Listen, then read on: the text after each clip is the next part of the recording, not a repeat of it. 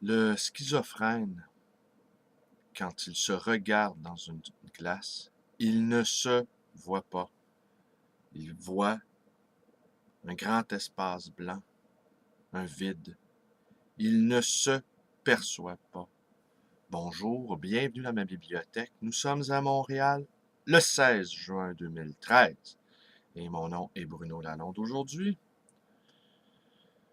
je vous parle de ce besoin d'être aimé. Selon moi, selon ma petite expérience de la vie, le besoin d'être aimé est le besoin fondamental de l'être humain.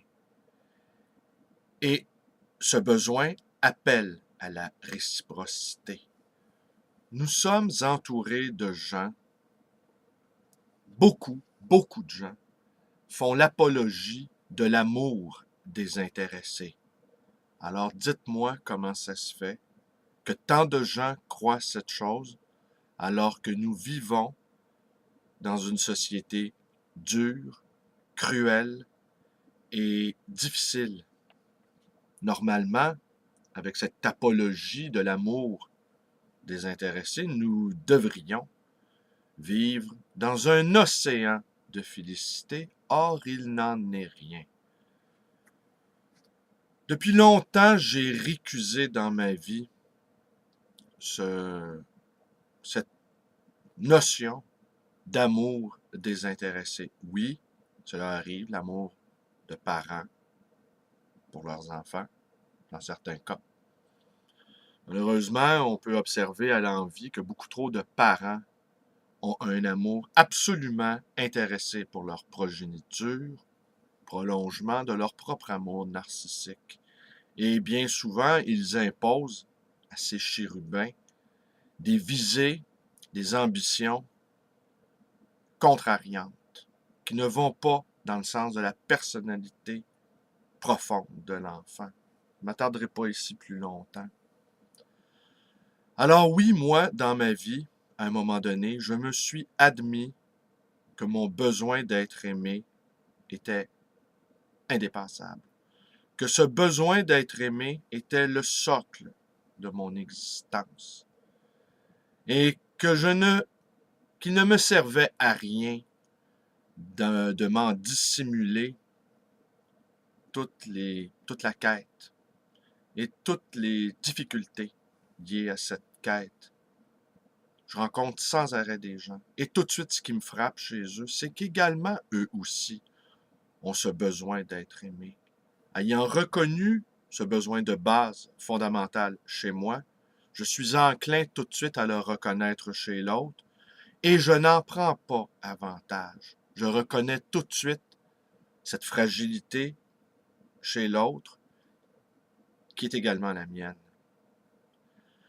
Alors j'ai l'impression que toute cette apologie de l'amour désintéressé vise au fond à se dissimuler à soi-même parce que c'est insécurisant d'admettre qu'on a besoin d'être aimé.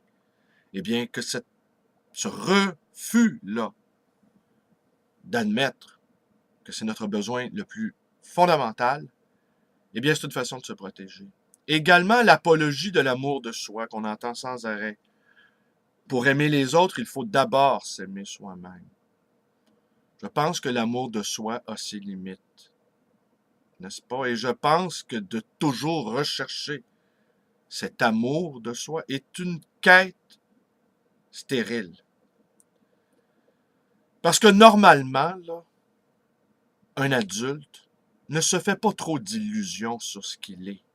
Et il a été capable d'entrevoir dans sa psyché la part d'ombre qui est dans sa vie. Ses côtés sombres, ses côtés immatures, ses côtés puérils. Et que, ouais, c'est sûr, on a besoin de cette part d'ombre. Cette part d'ombre-là peut être agissante, peut nous amener à certains dépassements, peut nous amener loin. Mais je parlerais plutôt d'être en bonne amitié avec soi-même. On est pris avec soi, on n'a pas choisi d'être là, ici, présent, sur Terre. Je n'ai pas choisi d'être ce que je suis, ontologiquement parlant, mais j'ai une marge de manœuvre. Je peux choisir de faire un peu ce que j'ai reçu. Alors voilà, je pense que être adulte, c'est admettre qu'on a besoin d'être aimé et qu'on reconnaît chez l'autre également ce besoin d'être aimé, ce besoin de reconnaissance. Je finis avec une petite réflexion lévinasienne. Personne ne me... Tout le monde, en fait, me voit et moi, je ne me perçois pas. Je ne me suis jamais perçu tel que je suis physiquement. Chacun d'entre vous a accès à mon visage qui donne toute la singularité de mon existence. En échange, moi, j'ai accès à tous les autres visages. J'ai accès à toute la fragilité des autres. On ne se voit pas tel que nous sommes. Et c'est pour ça, mon petit commentaire, on ne se voit pas tel que nous sommes physiquement. Et c'est pour ça aussi, mon petit commentaire sur le schizophrène, en entrée de vidéo, c'est que lui, il voit rien.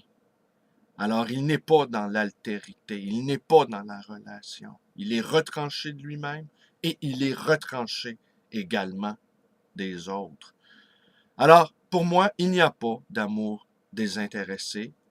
On aime parce qu'on veut être aimé. Et être aimé, c'est le besoin, c'est notre besoin le plus fondamental et on ne peut se donner à soi-même que très modérément cet amour-là. Un amour de soi, oui, mais limité par la connaissance de soi. Alors, c'est une petite vidéo improvisée. On admet sa vulnérabilité, on respecte celle d'autrui. Moi, je ne vois que ça autour de moi, des gens qui ont besoin d'être aimés et qui s'en défendent avec des notions d'amour désintéressé, comme s'ils avaient honte de ce besoin nécessaire. Allez, bonne journée, merci, vous connaissez la suite. Je remercie Manon qui m'a envoyé un mot, un très joli mot hier.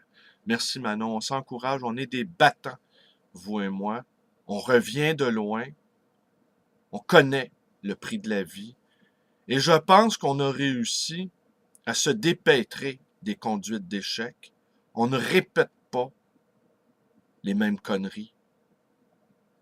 On peut réussir sa vie professionnelle et on peut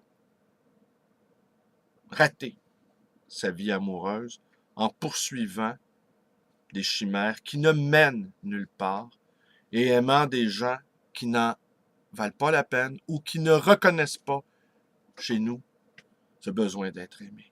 Allez, merci, bonne journée à tous.